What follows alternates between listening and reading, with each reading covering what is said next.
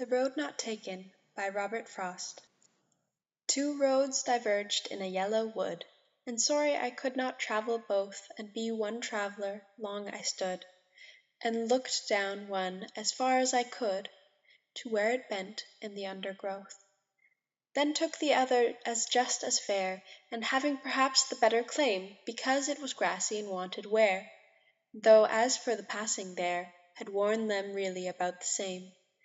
And both that morning equally lay in leaves no step had trodden black. Oh, I kept the first for another day, yet knowing how way leads on to way, I doubted if I should ever come back. I shall be telling this with a sigh, somewhere ages and ages hence. Two roads diverged in a wood, and I took the one less travelled by, and that has made all the difference. Hi, welcome to this vlog. I'm going to be telling a little bit about some considerations that I've had to take recently about what I'm going to do with my future since I'm finishing my bachelor soon. And after thinking about it for a long time, I've decided to push myself out onto the path that feels most honest to myself, even if it is slightly less certain. I really want a future in which I feel comfortable being myself, a person who loves nature, crafting, reading, and writing.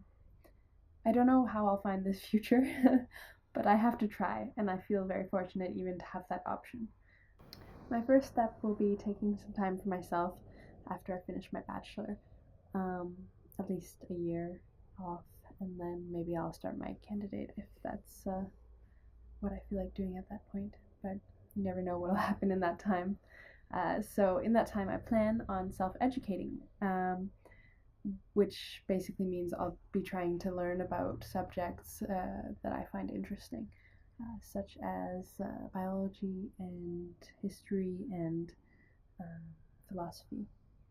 I'll also be spending some time working on my writing, hopefully make some progress there, and I think right now at least it changes frequently, but the profession I really want is to be a writer.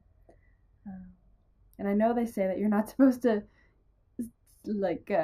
tell your plans or they won't come true, but this is just something that I've wanted since I was a child, and I kind of gave up on that dream, but now I'm dreaming it again. Obviously, I can't live off of educating myself, so I plan to go woofing. For those of you, probably most of you, don't know what that means, it stands for Worldwide Opportunities on Organic Farms, and it is the concept is basically just that you get room and board for working on a farm, organic farm. And I think this will give me a lot of cool experiences for one thing, but it'll also give me the ability to not have to think about money, because you don't really need that much more than rent and food. It'll give me some time to not have to worry about money and just work on my creative stuff, work on my learning. And I also love the idea of having a little work to do every day, since it's always satisfying knowing that you've achieved something concrete.